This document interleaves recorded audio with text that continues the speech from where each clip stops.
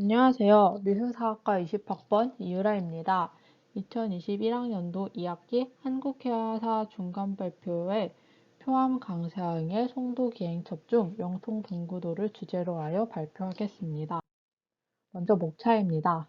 첫 번째로 작품 선정 이유와 송도기행첩 중 영통 동구도를 작품 분석하고 작품의 중요성으로 발표를 마치겠습니다.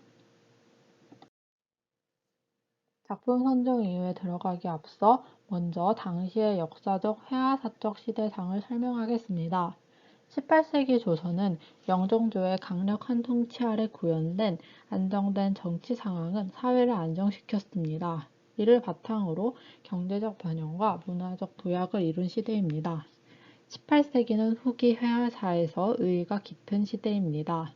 18세기 회화사적 배경을 살펴보자면 조선 중기에 유행한 절파 화풍의 작품들이 쇠퇴하고 중기부터 수용되었던 남종화가 조선 후기에 크게 유행하였습니다.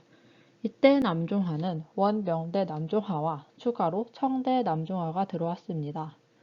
그리고 남종화를 토대로 겸재정선이 확립한 진경산수 화풍은 조선의 기존 화법과 남종화법을 우리 산천에 어울리는 형상으로 표현한 것으로 18세기 조선 회화사를 풍미하게 됩니다.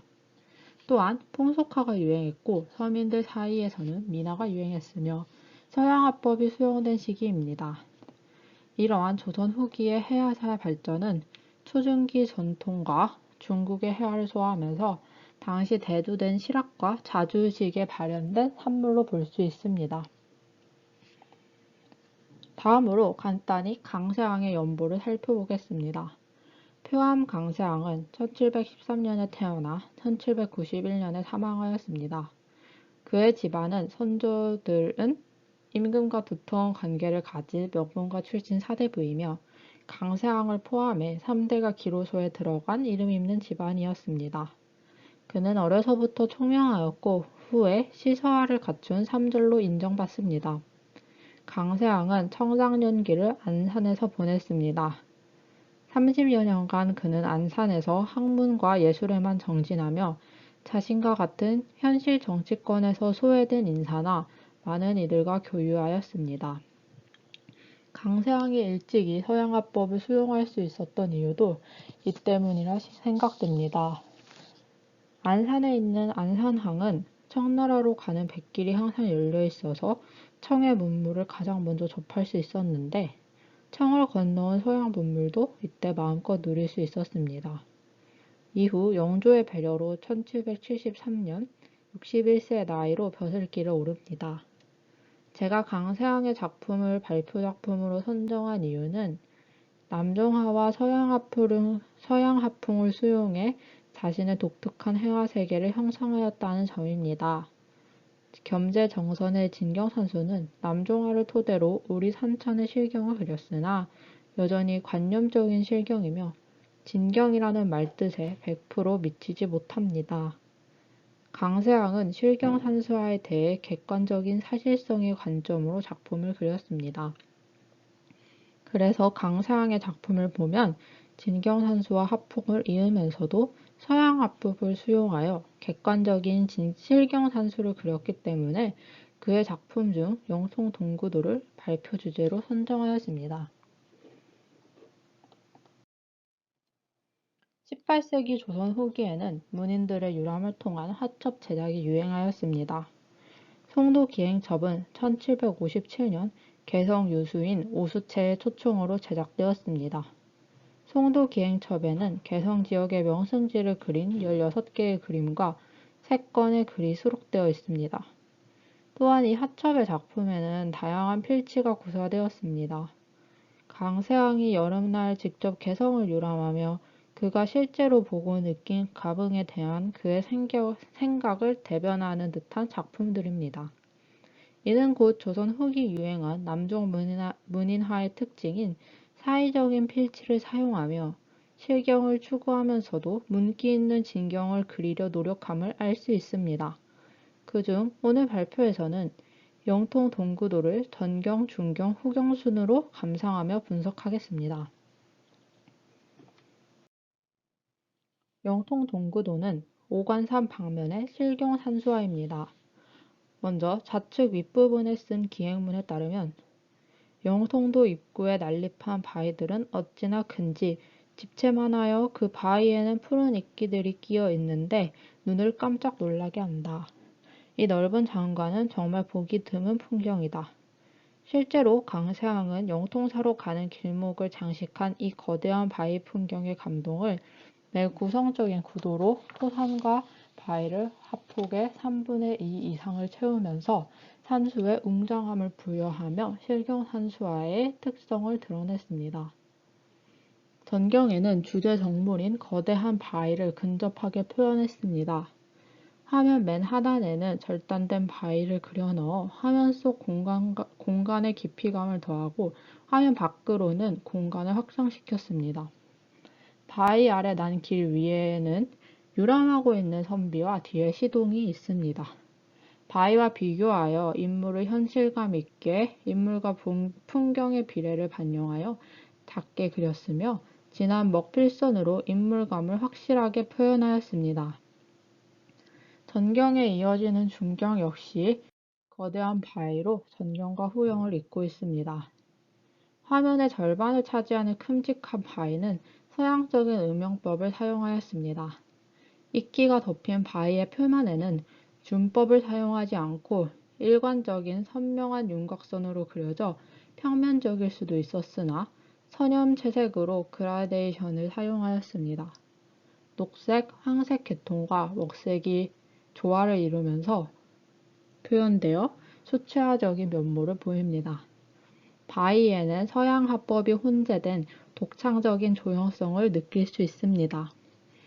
바위와 이어져 후경까지 이어지는 토산에도 일관적인 윤곽선을 사용하였습니다. 세 개의 토산이 겹쳐져 있으며 나지막한 산에는 물기 있는 밑점준을 사용하여 산의 질감을 표현하였습니다. 토산 왼편에 문기가 넘치는 필치로 기행문이 적혀 있습니다. 강세항은 유람에서 인상받은 그대로를 실경산수로 옮기기 위해 남종화 산수와 서양화법이 결합된 양식을 통해 작품에 실제로 본 경관의 사실성을 부각시켰습니다. 이는 남종화가 갖는 개념적이고 이상적인 산수에서 조금이나마 탈피함을 알 수 있습니다. 특히 바위에는 서양화법을 중심적으로 사용하고 중심이 되는 바위 이외에는 다른 요소를 절제하여 주제 정물이 되는 바위를 확실히 부각시켰습니다.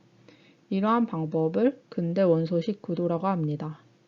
영통 동구도에 사용된 양식과 화풍은 정리하자면 준법을 최소화하고 윤곽선 위주로 표현하는 아니파 양식과 음영법과 원근법의 사용화로 서양 화풍이 섞인 신흥 양식이라 볼 수 있습니다.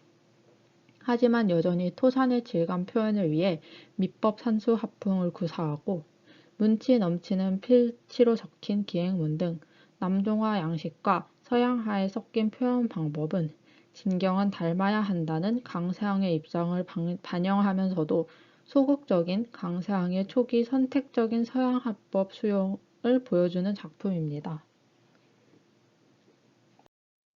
이 작품이 수록되어 있는 1757년 개성 유수인 오수채의 초대에 의해 제작된 송도기행첩은 강세항이 유람했던 개성 주변 명승지 작품을 한데 모은 현존하는 유일한 화첩인 점, 남종화법, 아니파 양식, 서양화법을 도입한 점에서 중요합니다. 또한 문인들 사이에서 유행한 유람을 시와 그림으로 남긴 당시 문화 풍조를 보여주기도 합니다. 양식적으로는 송도기행첩에 실린 작품들은 남종화를 토대로 확립된 진경산수를 추구하면서도 남정화법과 서양화법을 사용한 신의 양식을 이룩한 작품으로 높이 평가받고 있습니다. 그중 오늘 발표에서 다룬 영통 동구도는 서양화풍과의 관계로 주목받은 작품인 만큼 서양화법이 많이 반영된 작품입니다. 현실감 있는 실경을 표현하기 위해 원근법, 음영법, 선연무로 그라데이션을 하며 실경을 표현하기 위해 노력한 작품임에 의의가 있습니다.